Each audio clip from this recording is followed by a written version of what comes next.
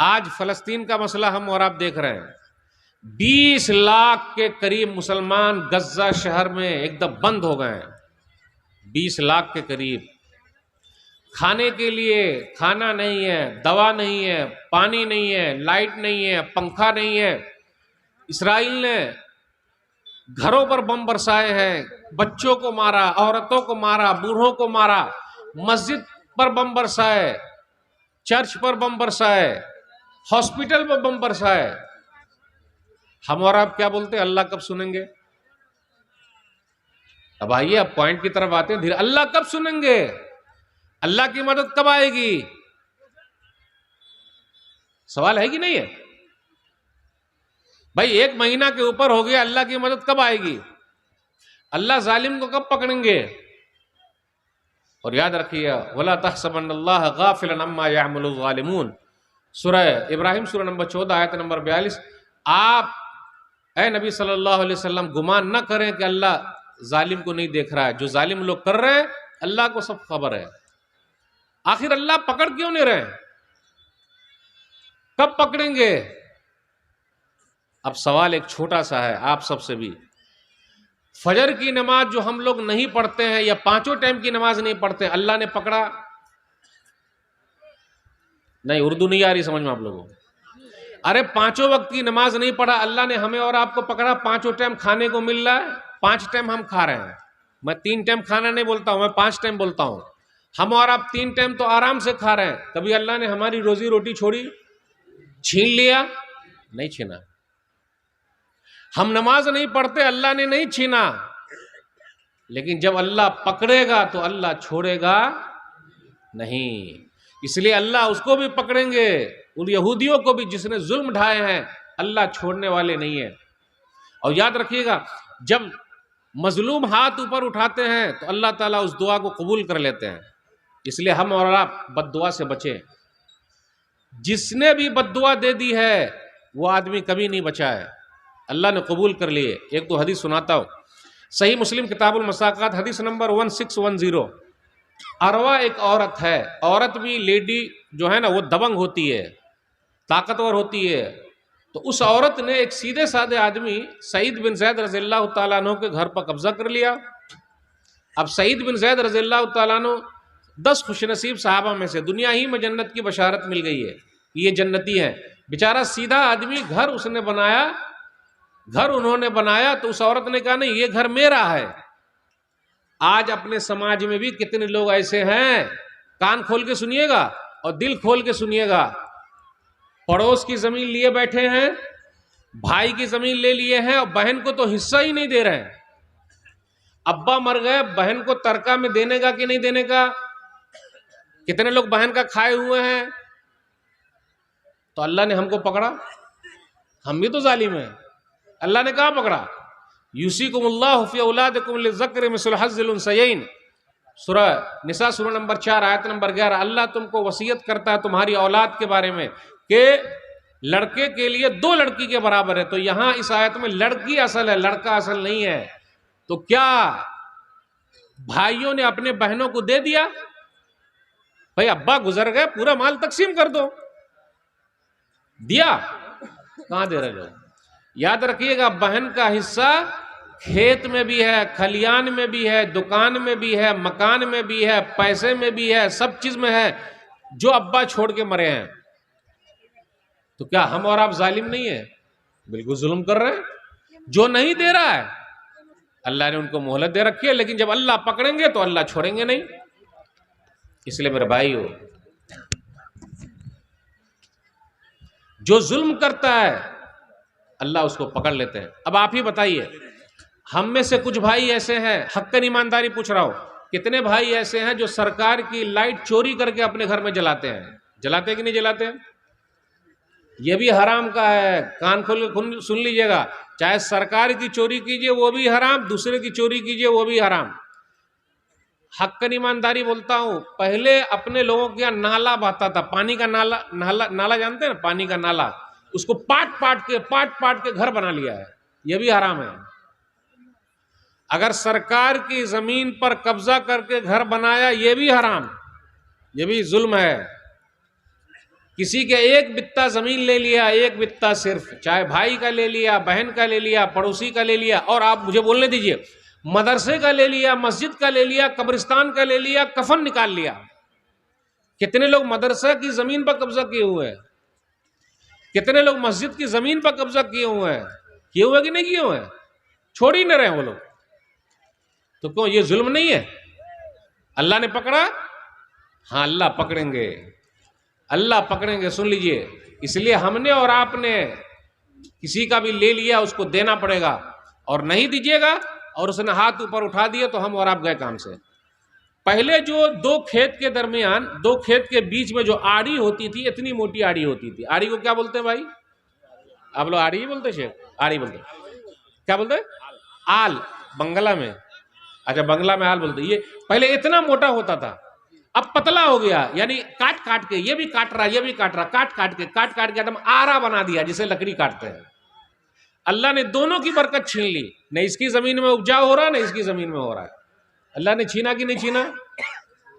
तो ये तो नेमत आपसे छीन रही है।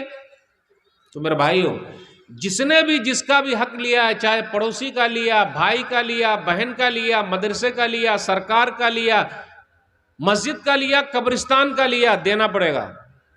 और अगर नहीं दिया और उसने हाथ ऊपर उठा दिए तो खत्म हो गया काम से। जैसा कि यह हदीस, अरवा उस औरत ने कहा सईद बिन ज़ैद रज़ियल्लाहु ताला अन्हु के घर के बारे में कि यह घर मेरा है। अब बेचारे सीधे साधे आदमी, उन्होंने एक हदीस सुना दी।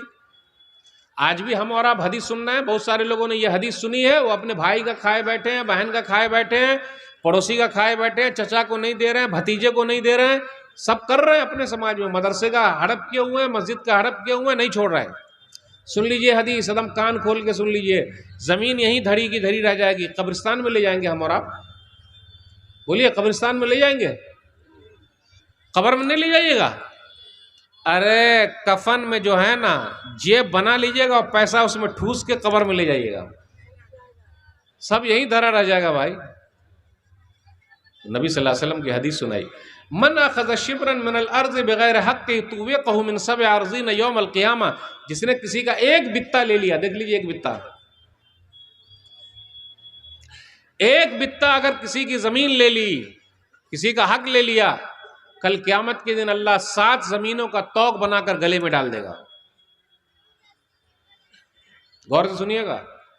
बहन का ले लिया, भाई का ले लिया, पड़ोसी का ले लिया, चचा का ले लिया, भतीजे का ले लिया, मस्जिद का ले लिया, मदरसे का ले लिया, कब्रिस्तान का ले लिया, या ताकत दिखा के ये ले लिया। अब आप लोग की तरफ ये मसल बोलते कि नहीं बोलते पता नहीं, यानी ये जुमला बोलते कि नहीं ये नहीं मालूम, कि चोर के आगे ताला और बेईमान के आगे केवाला।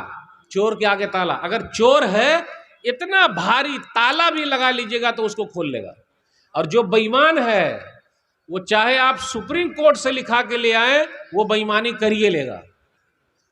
इसलिए क्या बोलते हैं, चोर के आगे ताला और बेईमान के आगे केवाला। केवाला माने लिखाई, काम नहीं आता।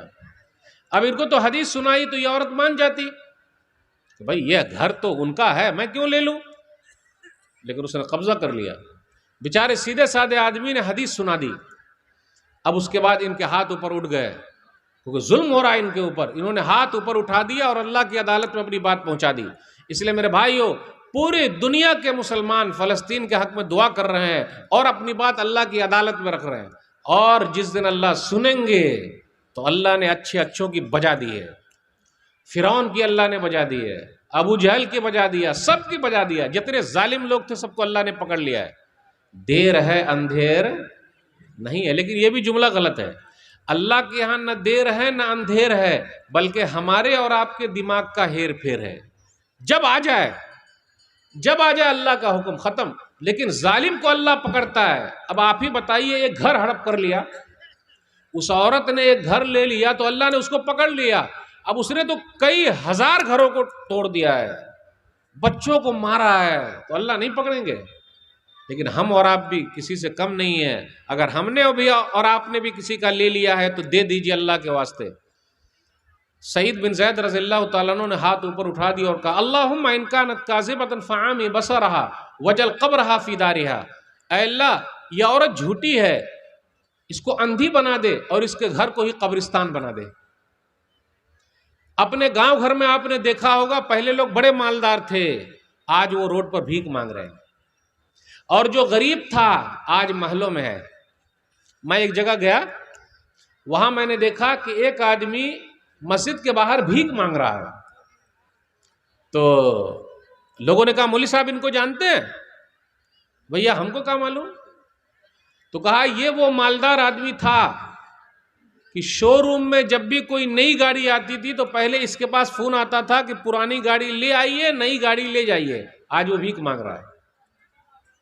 आप गांव घर में देख लीजिए, मैं तो जानता हूं अपने गांव घर में, जिनका तोती बोलता था, जानते हैं, ये तो बहुत हार्ड उर्दू हो जाएगी, तोती बोलता यानी जिसका बड़ा नाम था, जहां भी चलो बोलते थे ये हमारी जमीन है। आज ऐसा हो गया है कि रहने के लिए मकान नहीं है। बात सही है? सही बोल रहे, आ रही बात समझ में? तो अगर जुल्म कीजिएगा तो दुनिया ही में अल्लाह दिखा देंगे। अल्लाह छोड़ते नहीं, मोहलत दे रहे हैं, सुधर जा। कुछ दिनों के बाद वो औरत अंधी हो गई।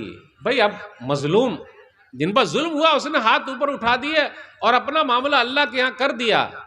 अल्लाह के यहां केस हो गया, खत्म। कुछ दिनों के बाद वो औरत अंधी हो गई। अरे जब अंधी हो गई तो फिर आके माफी मांग लेती।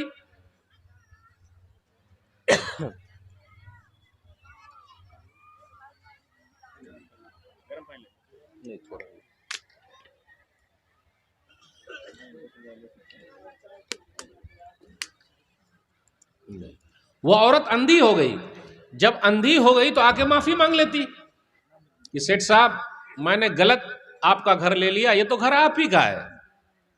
लेकिन जो आदमी जुल्म करता है वो वाकई अंधा हो जाता है, अंधा।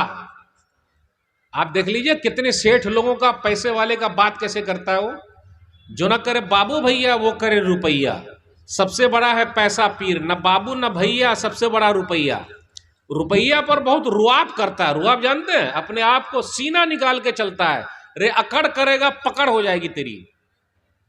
और ये दौलत कब तेरी चली जाए, तू झटके से सीधा आ जाएगा रोड पर। अकड़ करता है, पैसे वाला है। अब क्या हुआ, इन्होंने बद्दुआ कर दी, वो औरत अंधी हो गई। कुछ दिनों के बाद वो औरत अपने घर में घूम रही थी और घर ही उसका कुआं हो गया। पहले देहात वात में, अभी है कि नहीं पता नहीं, कुआं होता था। कुआं मतलब बड़ा सा कुआं, सब लोग पानी लेने आते थे। पहले घर में भी होता था। तो वो घूम रही थी और अब अपने घर में गिर गई, कुएं में मर गई। वो देखा आपने, घर धरा का धरे रह गया। वो अंधी भी हो गई, कुएं में गिर भी गई। अल्लाह ने जालिम को पकड़ लिया और मजलूम की दुआ अल्लाह ने सुन ली। इसलिए मेरे भाइयों, अगर हम में से भी किसी ने जुल्म किया है, माफी तलाफी कर लीजिए, वरना अल्लाह कब पकड़ लेंगे पता नहीं। आइए एक हदीस और सुनाता हूं। सही बुखारी किताबुल अज़ान हदीस नंबर 755। साद बिन वक्कास रज़ियल्लाहु तआला अन्हु कूफा के गवर्नर हैं। बुखारी शरीफ की हदीस सुना रहा हूं। वो नमाज भी पढ़ा रहे, तो कुछ लोगों ने उन पर एतराज किया कि इनको नमाज पढ़ाना नहीं आता। जैसा कि अपने यहां भी ऐसे लोग हैं मस्जिद में, मौलवी साहब भालो ना, सही नहीं जानते मौलाना साहब। अच्छा, अरे 15 साल इन लुंगी घिसी है, मेहनत करके पढ़ाए, मौलाना को नमाज पढ़ना नहीं आता। अपने यहां कुछ लोग ऐसे होते हैं। और कुछ लोग ऐसे भी होता है, अगर मौलाना साहब इमामत करेंगे तो मैं मस्जिद को छोड़ दूंगा। और कितने लोग छोड़े हुए हैं, जाके गांव घर में देख लीजिए आप। जब तक मौलाना रहेंगे मैं मस्जिद नहीं जाऊंगा। और ज्यादा गुस्सा दिलाइएगा तो मस्जिद तो छोड़ो ही, वो नमाज भी छोड़ देंगे। ज्यादा गुस्सा दिलाइएगा तो मस्जिद तो छोड़े हुए, नमाज भी छोड़ देंगे। और अगर ज्यादा मांगिएगा, अल्लाह के रास्ते में दीजिए, तो वो चेहरा भी आपको नहीं दिखाएंगे। है? अब आप ही बताइए, बेटी बेनमाजी है वो चलेगी, बेटा बेनमाजी है चलेगा, जोरू बेनमाजी है चलेगा, मौलाना साहब नमाजी है वो नहीं चलेंगे। इमाम साहब, आज अपने यहां इमाम की अहमियत क्या भाई, मौलवी साहब की अहमियत क्या? अब आप ही बताइए, मौलाना लोग ज्यादा कमाते हैं या सरकारी लोग ज्यादा कमा रहे हैं? अब ऐसे कुछ बोलूंगा तो लोग बोलते हैं मौलाना साहब आप हंसाते हैं। आप देखिए आप लोग हंस पाते कि नहीं पता नहीं, यानी उर्दू कितनी जल्दी आप समझ पाएंगे।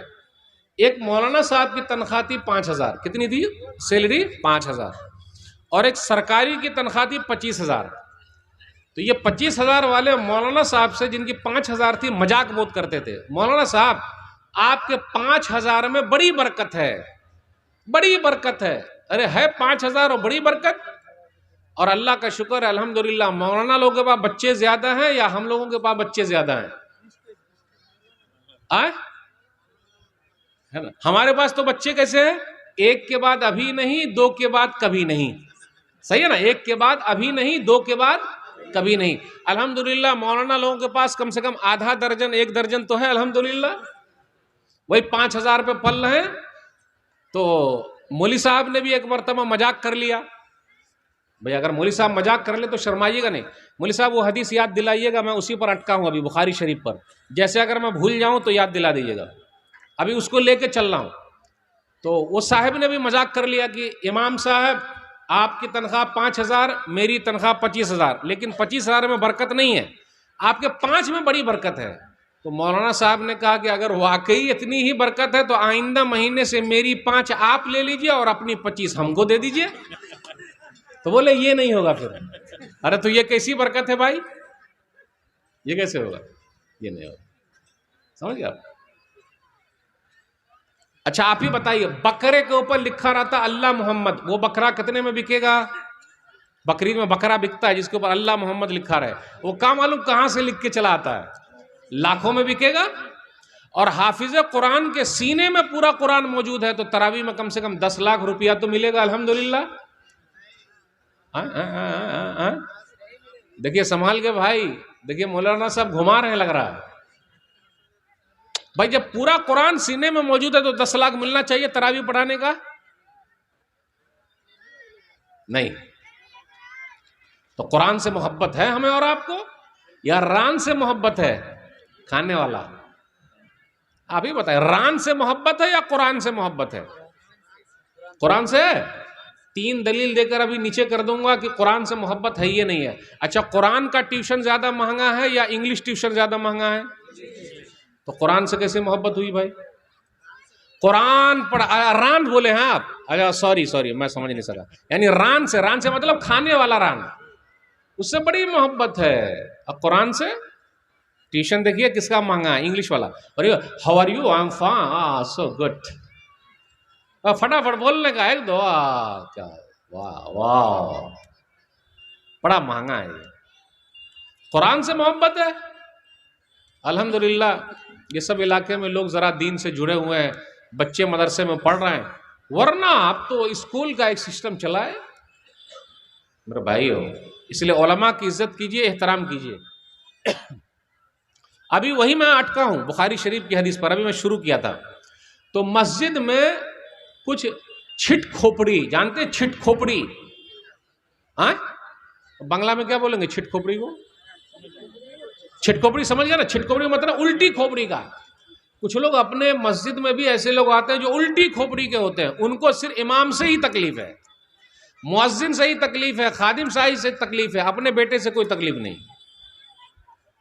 अब एक आदमी था, इसे बुखारी शरीफ की हदीस में सुना रहा हूं।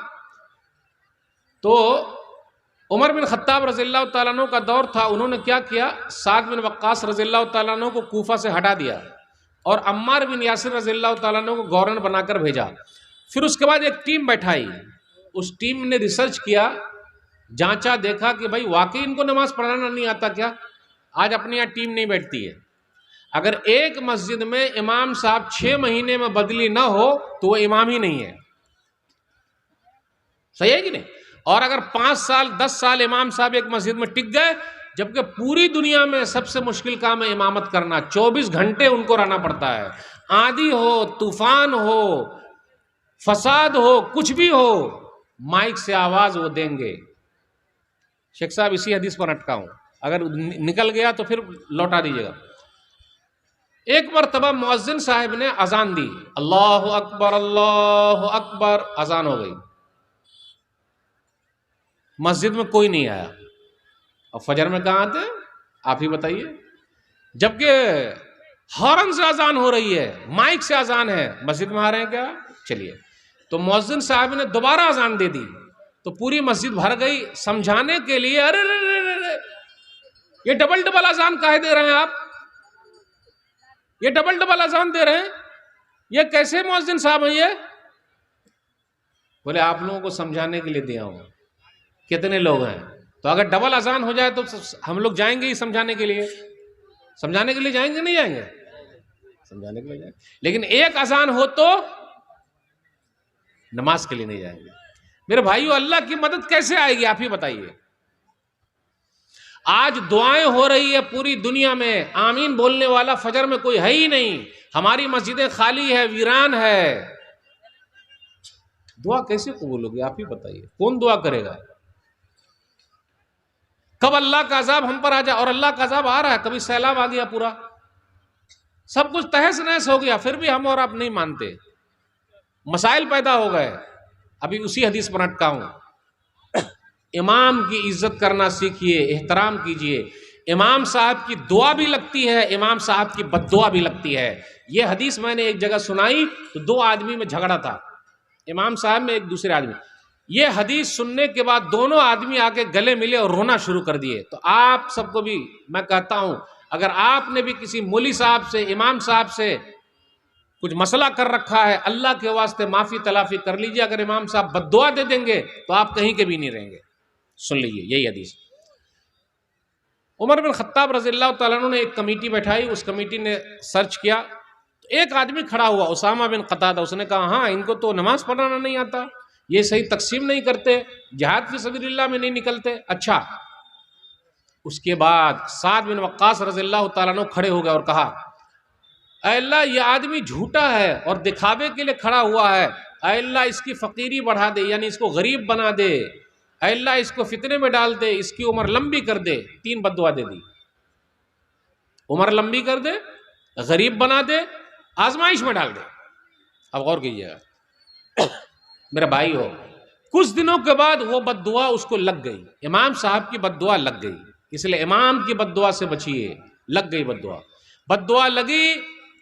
वो रास्ते में जा रहा था और जाता था लड़कियों को छेड़ा करता था, और उसके ये जो भौं के बाल है ना, भौं के बाल, ये भौं के बाल अंदर घुस गए। अंदर ये भौं के बाल है, ये अंदर घुस गए और वो दम गरीब हो गया, फकीर हो गया। और वो कहता था मुझे साद बिन वक्कास की बद्दुआ लग गई है। इसलिए मेरे भाई हो, दुआ लीजिए, बद्दुआ मत लीजिए। तो पता ये चला कि एहतराम करना सीखिए, अपने उलमा की इज्जत करना सीखिए। अरे उनकी तनख्वाह अच्छी रखिए भाई, उनके पास भी बाल बच्चे हैं, कहां से खाएंगे पिएंगे। अच्छा ये बताइए, मौलाना लोग के बच्चे बीमार पड़ते कि नहीं पड़ते? नहीं पड़ते हैं। वो स्टील के बने हुए हैं, हवा पी पी के जिंदगी गुजारते हैं। मौलाना लोग खाते पीते नहीं हैं। खाते पीते हैं? हाँ, देखा आपने खाते पीते? अरे वो तो हवा पी के रहते, उनको खाने पीने की क्या जरूरत है? ख्याल रखिए, जरा एहतराम कीजिए। अच्छा एक दुआ और सुना देता हूं। मुतवल्ली साहब ने एक मर्तबा इमाम साहब से कहा कि मेरे बेटे के लिए दुआ कर दीजिए। कौन सी दुआ? ऐ अल्लाह मेरे बेटे को अच्छी नौकरी दिला दे। अब जब दुआ हो रही है अच्छी नौकरी दिला दे, तो साथ में ये भी दुआ हो गई कि ऐ अल्लाह, इमाम साहब ने दुआ की, गौर से सुनिएगा, ऐ अल्लाह अच्छी नौकरी तो दिला दे, लेकिन तनख्वाह और सैलरी उतनी ही रहे जितनी मेरी है। वो अरे इमाम साहब कैसी दुआ कर रहे हैं आप? यानी जितनी मेरी है उतनी ही सैलरी रहे, तो ये कैसे हमारा घर चलेगा? वाह रे वाह मुतवल्ली साहब, आपका घर नहीं चल सकता तो हमारा कहां से चलेगा? वाह वाह, समझ में आ रही है उर्दू? इसलिए मेरे भाई हो, उलमा का हाँ ऐलान कीजिए, माइक से करिए। एक 5 साल का बच्चा गायब हो गया है, नाम एजाज है, वालिद का नाम मोहम्मद आसिफ, गांव रतनपुर। तो किसी को अगर मिला हो या कहीं कोई ऐसा बच्चा नजर आया तो स्टेज से राब्ता करें, यहाँ तक पहुंचा जाए। 5 साल का एक बच्चा, नाम एजाज, वालिद का नाम मोहम्मद आसिफ, गांव रतनपुर।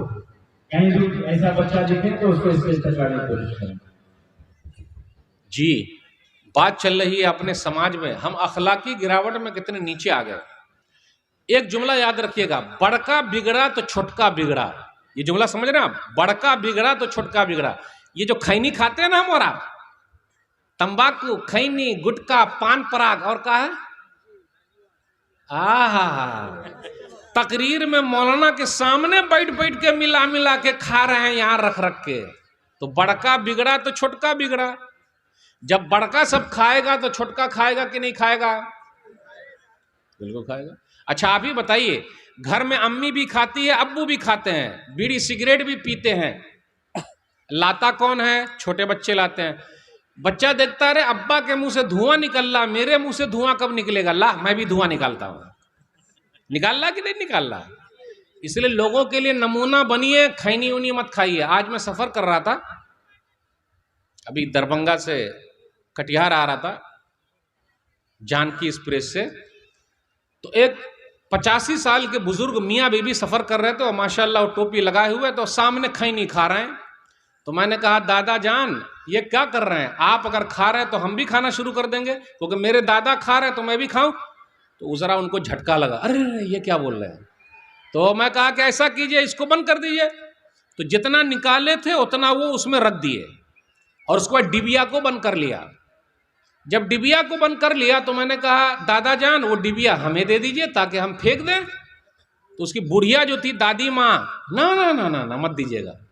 पता क्या चला? दोनों मियाँ बीवी खाते हैं। पता क्या चला?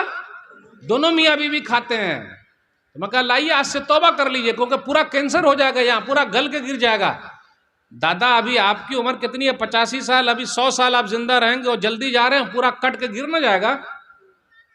आखिर तक मैं मनाता रहा, लेकिन दादी माँ अड़ी रही कि नहीं नहीं देना है डिबिया, नहीं देना है, नहीं देना है। अब आप ही बताइए, जब ऐसी दादी माँ रहेगी गलत में साथ दे तो समाज में सुधार हो सकता? दादी माँ ऐसी हो, जो गलत है वो गलत है। तो इसलिए याद रखिएगा, बड़का बिगड़ा तो छोटका बिगड़ा। जहां बड़े लोग खैनी खाएंगे वहां छोटे लोग खाएंगे आराम से, और जहां बड़े लोग झूठ बोलेंगे छोटे लोग झूठ बोलेंगे। लोग क्या बोलते हैं? अरे बहुत झूठ बोलता है। आपने ही सिखाया है। मिसाल के तौर पर अगर मुझसे किसी को मिलना है तो मेरे घर पे मिलने के लिए आ गए, दरवाजा खटखटाया, फलाने भाई घर पर हैं क्या? तो हम घर में बैठे हुए मोबाइल पे खेल रहे हैं। जा बेटा बोल दे अब्बू घर पे नहीं है। और आम बात है ना, ये झूठ नहीं लगता हमें और आपको? 100 मर्तबा से भी ज्यादा मर्तबा अपने बच्चों से झूठ बोलते हैं। माएँ तो और ज्यादा बोलती है, और आजकल की माएँ बहुत मॉडर्न हो गई है। जब पेट में बच्चा था तो मोबाइल से खेल रही थी, और जब बच्चा पैदा हुआ तो बच्चा मोबाइल से खेल रहा है। तो जैसा सोचिए वैसे बच्चे पैदा हुए। सब मोबाइल का जमाना है। और अपने यहाँ ये भी है, जिसके पास पैसा ज्यादा है वो महंगा मोबाइल लेता है। कम से कम 50 हजार वाला 1 लाख का, और मोटरसाइकिल जो है 1.5 लाख वाली कोई मोटरसाइकिल आती है क्या? फटफटिया क्या नाम है उसका?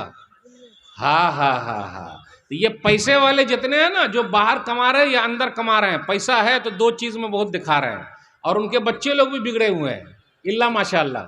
ये 2-4 किस्म के लोगों के बच्चे बिगड़ते हैं। वो कैसे? कुछ मौली साहब के भी बच्चे बिगड़े हुए हैं, वो दूसरों को सुधार रहे हैं, इनके बच्चे बिगड़े हुए हैं। कुछ लोग बाहर कमा रहे हैं, पैसा भेज रहे हैं, बीवी भी पर्स लटका लटका के, मोबाइल लला, हर दिन मार्केट जा रही है। और बेटा बेहतरीन फटफटिया लेकर सिर्फ रेस में चलता है, आहिस्ता नहीं चलता है। 10 साल का है, पूरा टांग भी दोनों तरफ नहीं अड़ेगा, लेकिन फटफटिया आदम उड़ा के हवाई जहाज की तरह चलाता है। नहीं चलाता? देखे नहीं आप? तो 2 ही चीज है, 2 कट होगा। एक कट मारेगा तो इधर निकल जाएगा, और दूसरा कट अगर लगा सर में तो सीधा कब्रिस्तान चला जाएगा।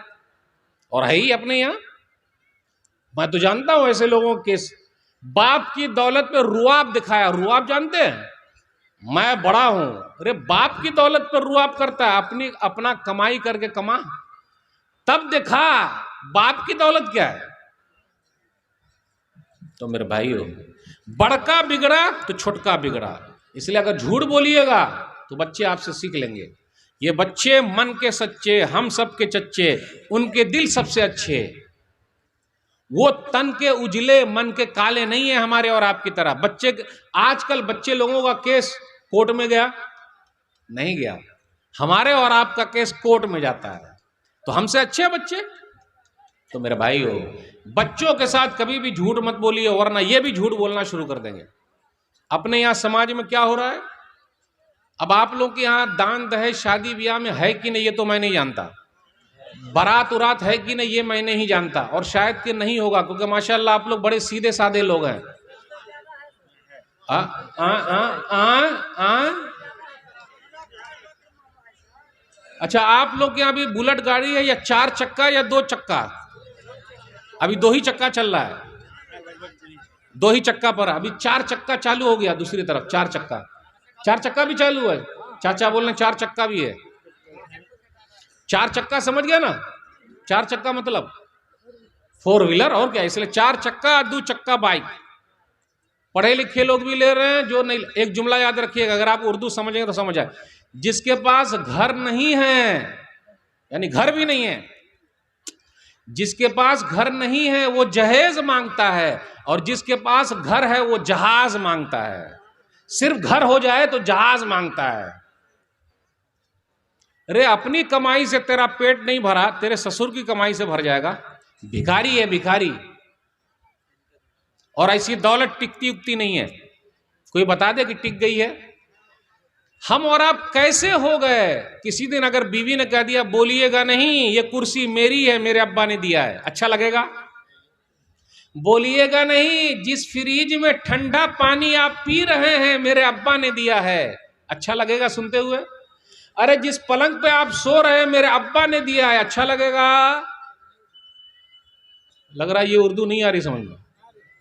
अरे नहीं आ रही, सही सही बोले आप, नहीं आ रही, ये वाली नहीं आएगी समझ में। अच्छा, दान दहेज लेना चाहिए कि नहीं लेना चाहिए? कितने लोग साथ देंगे? आज से नहीं लेंगे। बोलने हथवा ना उठाइए, बस मन ही मने बोल। है कुछ लोग साथ देने वाले कि इंशाअल्लाह हम दान दहेज नहीं लेंगे। आपकी शादी ही नहीं हो गई? आपकी हो गई है, चलिए अल्हम्दुलिल्लाह। दान दहेज खत्म कैसे होगा भाई? खत्म कैसे हो? जितने लोग बैठे हुए, अगर आज यहां से कसम खा के निकले हम अपने बेटे में दान दहेज नहीं लेंगे, चाहे जो हो जाए, पूरे गांव वाले बैठ के एकदम पंचायत करें नहीं लेंगे, और बाइकाट करें कि जो भी लेता है उसके निकाह नहीं पढ़ाएंगे, वो दूसरे मौलाना फिर आके पढ़ा देंगे, ये भी मसला है। मौलाना लोगों का इत्तेहाद ही टूट जाता है। हाँ, आप इसे बुरा ना मानिएगा, सही है, बुरा ना मानिएगा, है ही। अगर इत्तेहाद भी हो जाए कि भाई जो भी गाजा बाजा किया, ढोल बाजा बजाया, दान दहेज लिया, उसका निकाह नहीं पढ़ाएंगे, और जनाजा भी नहीं पढ़ाएंगे उसके घर का, बाइक काट, क्योंकि दूसरे लोग आ जाएंगे। अच्छा, आप लोग क्या बारात जाने का भी सिस्टम है क्या? कितना सो जाता है भाई? अच्छा, किस लिए जाता है? क्या आपको घर पे खाना नहीं मिलता? हमें और आपको मिलता कि नहीं मिलता? वहां जाके क्या खाते हैं? नहीं नहीं नहीं, क्या खाते हैं अब आप ही बता। जो खाना हम और आप प्लेट में खा रहे हैं, हक्कर ईमानदारी मेरी तरफ देखिएगा और मुझसे आंख में आंख मिलाइएगा, ये एक प्लेट खाना हो सकता सूद के पैसे का हो, क्योंकि बाप के पास दौलत नहीं है तो वो भीख मांग के लाया होगा, जमीन बेचा होगा अपनी बेटी के लिए, सूद पर पैसा लाया होगा अपनी बेटी के लिए, और आप खाने के लिए चले गए हैं, और खाने में भी आप कीड़ा निकालते रहे। बूटी इधर ला, टूटी मेरा दांत हिल रहा है, मैं बीमार हूं, तो गए काहे को? अच्छा, जाइए बारात, एक रिक्वेस्ट मान लीजिए, बारात में जाकर सिर्फ सब्जी रोटी खा के आने का। एकदम सन्नाटा छाया हुआ, लग रहा उर्दू नहीं समझ में आ रही है। बारात जाएंगे और सब्जी रोटी खाएंगे, नारा लगाइए, बारात जाएंगे सब्जी रोटी खाएंगे, दाल भात खाएंगे। अरे मौलवी साहब, दाल भात जब घर में नहीं चलता तो बारात में क्या चलेगा? आप ही बताइए। फिर वहां जाके हम और आप कीनले पानी पीते, जानते कीनले पानी, बिस्लेरी वाला पानी। आपके जो नल का पानी है वो बिस्लेरी से लाख गुना अच्छा है, लेकिन वहां जाकर कीनले पानी, और प्लेट पूरी खाते नहीं हम और आप, आधा खाना उसी में छोड़ देते हैं, क्योंकि पूरा खा लेंगे तो लोग समझ जाएंगे ये मौलवी है। और मौलाना लोग भी बारात जाते हैं। ये मैं ऐसा नहीं कि मैं वन साइड बात करूं, सही है ना, हमारे बुजुर्ग सही। हाँ, मौलाना लोग भी जाते हैं, तो मौलाना लोग दलील हैं, वो जाते हैं तो, और जहां जहां बारात जाती है कहीं कहीं एक्सीडेंट हो जाता है, मर जाएंगे, लेकिन बारात जाना बस उलट गई। मैंने एकदम पुख्ता इरादा कर रखा है, 13 साल हो गए मैं बारात नहीं गया, इल्ला के ऐसी रिश्तेदारी जैसे अपना सगा कोई है, भाई है, साला है। तो अभी एक साले साहब की शादी हुई तो उनके साले के वलीमे के नाम पे वहां पहुंच गए, क्योंकि ये मियाँ बीवी दोनों MBBS डॉक्टर हैं। और आपके पूर्णिया में मेडिकल कॉलेज है, वहीं वो लोग पढ़ रहे हैं। अभी नया कॉलेज खुला है MBBS, अभी बन भी रहा है वो, है ना। अकेला चाहे जो हो जाए नहीं जाएंगे बारात। अगर 10 लोग ऐसे तैयार हो जाए समाज में कि भाई हम नहीं जाएंगे, और मैं तो कहता हूं सब मौलाना लोग साइन कर दे कि हम लोग नहीं जाएंगे, तो निकाह कौन पढ़ाएगा? गांव वाले पढ़ा देंगे। सही बोले है ना। बाइकाट कैसे होगा, सुधार कैसे होगा? मालूम है दान दहेज न होने की वजह से हमारी कितनी बेटियां दूसरों के साथ भाग गई, कितने ने सुसाइड कर लिया, कितनी मर गई, कितनी बूढ़ी हो गई। और एक चीज और है, अपने यहाँ खानदान बहुत देखा जा रहा है, वो खानदान का वो खानदान का, कितने लोग मिलाते हैं सब, वो ऐसा तो वैसा तो ऐसा तो ऐसा। कितनी ऐसी है जो बेचारी की सूरत अच्छी नहीं है तो वैसे पड़ी हुई है वो, उनके हाथ लाल पीले कौन करेगा भाई? कितनी बेवा औरतें हैं, खुला वाली औरतें हैं, तलाक वाली औरतें हैं, उनकी शादी नहीं हो रही है। ये सब पर कौन तारीख चलाएगा भाई? तारीख शहीदैन जब उठी थी, सैयद अहमद शहीद, शाह इस्माइल शहीद, अल्लाह रहम फरमाए, उन लोगों ने बेवा औरतों की शादी कराई है, निकाह कराया। इसलिए शादी को आम कीजिए ताकि ज़िना जाम हो जाए, खत्म, जो गलत काम हो रहा है वो जाम हो जाए। और अपने समाज में देख लीजिए, जल्दी शादी कीजिए जल्दी, क्योंकि आज मोबाइल का जमाना आ गया है, पूरी दुनिया मुट्ठी में चली आई है, कब औलाद बिगड़ जाए पता नहीं। एक बात और कह दूं, बुरा ना मानिएगा, इतना बड़ा मजमा है माशाअल्लाह, लेडीज भी है, जेंट्स भी है, सब कुछ है, लेकिन रोड वाला जो सिस्टम है उसमें मिक्स गैदरिंग हो रही कि नहीं हो रही है? उसको बचाएगा कौन? ये मैनेजमेंट की जिम्मेदारी है। लेकिन कुछ लोग ऐसे भी हैं इसमें, आंख से कुछ और नजर आते हैं, दिल में कुछ और रखे हुए हैं। हेलो आ गई है का? समझ गए नहीं समझे? देखिए बुजुर्ग साहब समझ गए मेरी बात, वही उर्दू समझ रहे हैं सिर्फ। हेलो आई है का, क्या मतलब इसका?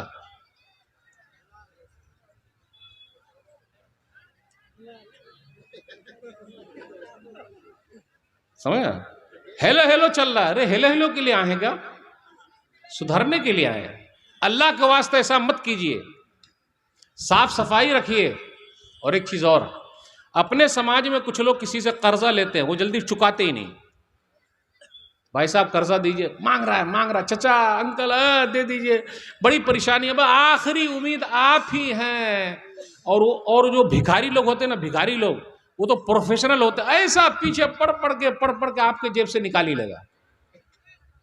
तो कुछ लोग ऐसे होते हैं, कर्जा दे दीजिए, दे दिया, कब लौटाइएगा? 6 महीने के बाद। 6 महीना पूरा हुआ, मोबाइल स्विच ऑफ, मोबाइल बंद, सिम बदल गए, या फिर गली बदल गई, या फिर गांव छोड़ दिया। और कभी मुलाकात, हम किसी का खाते हैं क्या? हमने अपन किसी का खाता है क्या कि तेरा खा जाएगा? है अपना खानदान तो अपना खानदान। अरे भाई सब तेरा खानदान बड़ा अच्छा, लेकिन मेरा पैसा ला। जब पैसा लेना था तो ले लिया, और जब हमको वापस लेना तो हम भिखारी बन गए। भैया पैसा दे दीजिए। मतलुल गनी जुल्मुन, हदीस के अंदर आया, सही बुखारी किताबुल हवाला हदीस नंबर 2287, के टाल मटोल करना जुल्म है। आपके पास है उसको लौटा दीजिए फौरन, रखे मत। कितने लोग ऐसे जो मर जाते हैं, बहुत सारा कर्जा छोड़ के चले जाते हैं, अपने बच्चों को नहीं बताते। लिख के जाइए कर्जा, लिख के जाइए, और याद रखिएगा बच्चों के लिए कर्जा मत लीजिए। ये औलाद ऐसी है ना, औलाद, अब क्या बोलूं, जुमले बहुत सख्त बोल दूंगा तो उर्दू सा हार्ड हो जाएगी आपकी। ये जो आपके बच्चे हैं, ये आपके लिए दुआ भी नहीं करेंगे, जिसके लिए हम और आप दूसरों से कर्जा ले रहे। नहीं, मरने से पहले पहले हिसाब किताब क्लियर करके मरिए, क्या मालूम कब मौत आ जाए। एक हदीस सही बुखारी किताबुल हवालात हदीस नंबर 2289, नबी सल्लल्लाहु अलैहि वसल्लम के पास एक जनाजा आया तो कहा हल अलैहि यदैन, इसके ऊपर कर्जा है क्या? तो बोले कर्जा नहीं है। तो नबी सल्लल्लाहु अलैहि वसल्लम ने जनाजे की नमाज पढ़ दी। दूसरा जनाजा आया तो कहा इसके ऊपर कर्जा है? बोले हाँ कर्जा है। बोले चुकाने के लिए पैसा है? बोले हाँ पैसा है। तो पढ़ दिया। तीसरा जनाजा आया, कहा इसके ऊपर कर्जा है, बोले हाँ कर्जा है, तो चुकाने के लिए पैसा है, बोले नहीं है। सल्लू अला साहिब को, तुम लोग जनाजा पढ़ लो, हम नहीं पढ़ेंगे।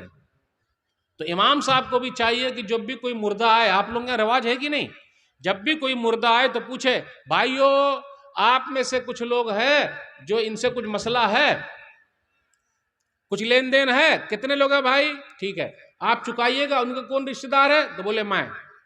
अब ये हदीस को आगे सुनाने से पहले एक मैं वाकया सुनाता हूं। आज हम और आप अपनी औलाद के लिए बना रहे हैं, लेकिन यह औलाद आपकी नहीं है। यह मलाई खाएगी और धुनाई और कुटाई आपकी होगी। इसको मलाई मत खिलवाइए, ये बड़ी नाशुक्री औलाद हो गई है। 15 लाख मेरे अंदाजे बगौर कीजिए, 15 लाख। एक आदमी आ गया, जनाजा उस वक्त तक नहीं उठेगा जब तक 15 लाख का मसला हल ना हो। 3 बेटे थे, बउआ अब्बा का 15 लाख, मेरे पास तो है ही नहीं है। बउआ अब्बा का 15 लाख, मेरे पास भी नहीं है। बउआ अब्बा का 15 लाख, क्योंकि एक आदमी बोल रहा 15 लाख का, मेरे पास तो है ही नहीं है। हमारे घर में है ना ऐसा, 3-4 बेटे हैं, सब मुंह ताक रहा। अब्बा को वो ले जाएंगे हॉस्पिटल, अम्मी को वो ले जाएंगे, हम भैया ले जाएंगे। भैया ले जा, आप काहे ने ले जाइएगा भाई, भैया काहे ले जाएंगे, ये छोटकाई काहे ले जाएगा, आप काहे ने ले जाइएगा। लड़ाई क्यों नहीं हो रही है कि मैं ले जाऊंगा हॉस्पिटल, है लड़ाई अपने यहां नहीं। अब ये 15 लाख, अब तीनों का मुंह देखिए तो बोले 15 लाख। बेटी को पता चला कि मेरे अब्बा के जनाजे को एक आदमी ने रोक रखा है और 15 लाख का मसला है। वो अपना जेवर उवर लेकर सब चली आई। हम और आप बेटी को क्या बोलते हैं, पराया धन है। बेटी अपना धन है। जिसने 2 बेटी की सही तरबियत कर दी, नबी सल्लल्लाहु अलैहि वसल्लम के साथ जन्नत में रहेगा, उनका पड़ोसी बन के रहेगा। तो इसलिए बेटी असल है। बेटौआ तो पानी पिला देता है और बेटी भी पानी पिलाती है। लेकिन ये उर्दू बड़ी सख्त हो गई, इसको जरा समझाना पड़ेगा। बेटा भी पानी पिलाता है और बेटी भी पानी पिलाती है। बेटी कैसा पानी पिलाती है, जब घर जाइए बिटिया मरियम बेटी पानी लाओ, तो गिलास में पानी लाती है। बेटा इब्राहिम, बाबू अब्दुल रहमान इधर आइए, आता हूं पापा। बेटा इधर आइए, आता हूं पापा। बेटा इधर आइए, आ रहा हूं। यह है पानी पिलाना। शेख साहब समझ गए, वो गाढ़ी उर्दू। ये तो कौन सा पानी हम और आप पीना चाहते हैं अपने औलाद की, वो पानी वाला पानी, ये वाला पानी नहीं है। काहे को वैसी औलाद को कर रहे हैं, काहे को उनके टेंशन में है। इसलिए बेटिया अपना धन है। तो बेटी पूरा जेवर लेके आ गई, कहा अंकल ये जेवर रख लीजिए, मेरे अब्बा को दफन होने दीजिए। अब ये आदमी फिर पलटी मारा, भाइयों सुनो सुनो सुनो, 15 लाख मुझे इस मुर्दे से लेना नहीं, बल्कि 15 लाख मुझे इस मुर्दे को देना है। तो अब ये तो मर गए हैं, मैं किसको दूं। अब तीनों बेटे का मुंह चूचू का मुरब्बा, जानते चूचू का मुरब्बा, ओहो हम ही बोल दिए होते, अब तीनों की हालत क्या होगी। तो वो आदमी समझ गया कि 15 लाख तीनों को नहीं देना, बल्कि किसको देना है, बेटिया को। तो तीनों भाई छोड़े होंगे अपनी बहन को, तीनों चले गए होंगे, ला पैसा ला, अकेले लेगी क्या, ला पैसा ला। जैसे हम और आप बोलते हैं ना, बहनों ने माफ कर दिया, बहन नहीं लेती है तरका, बहन बोलती है नहीं लेंगे माफ। अरे कभी भाइयों तुम भी तो बोलो कि हम भाइयों ने माफ कर दिया, बहनों तुम लोग तकसीम कर लो। कभी ऐसा हुआ नहीं हुआ। अब उस हदीस पर आ जाइए। जब तीसरा जनाजा था और जिसके बाद पैसे नहीं थे, और नबी सल्लल्लाहु अलैहि वसल्लम ने कहा मैं जनाजा नहीं पढ़ूंगा। इसलिए मेरे भाइयों मामलात में सही रहिए, इबादत में आप लाख अच्छे हैं, अगर आपका मामला लेन देन सही नहीं तो आप कहीं के सही नहीं।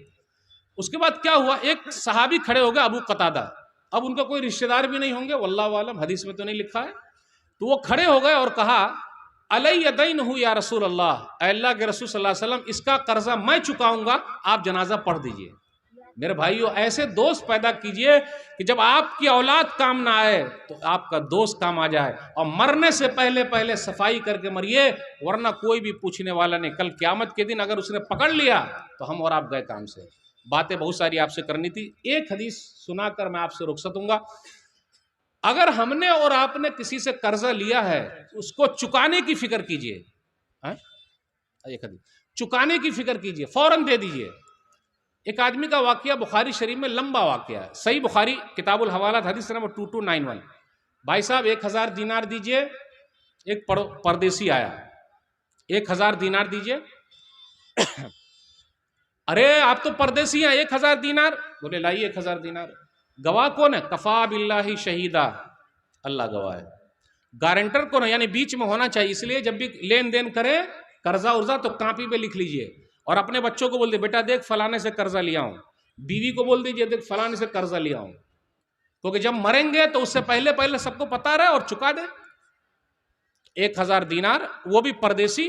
आजकल लोग तो पहचान वाले को ही कर्जा देते हैं, मौलाना लोगों को तो कोई नहीं देता, वो बेचारे के बाद उतने पैसे कहाँ चुकाएंगे। तो 1000 दीनार लेके वो चला गया। भाई साहब चुकाइएगा कब, दीजिएगा वापस कब? फलाने तारीख को। अब ये कश्ती पर सवार होकर उधर चला गया। जब चला गया तो अब उस दिन देने की बारी आई, 1000 दीनार लेके आ गया। लेकिन उस दिन कश्ती नहीं आई, जहाज नहीं आया पानी का। वो बेचारा उधर खड़ा हुआ है नदी के और ये लेने वाला इधर खड़ा। एक बात याद रखिएगा, जिस दिन हमें और आपको पैसा मिलने वाला होता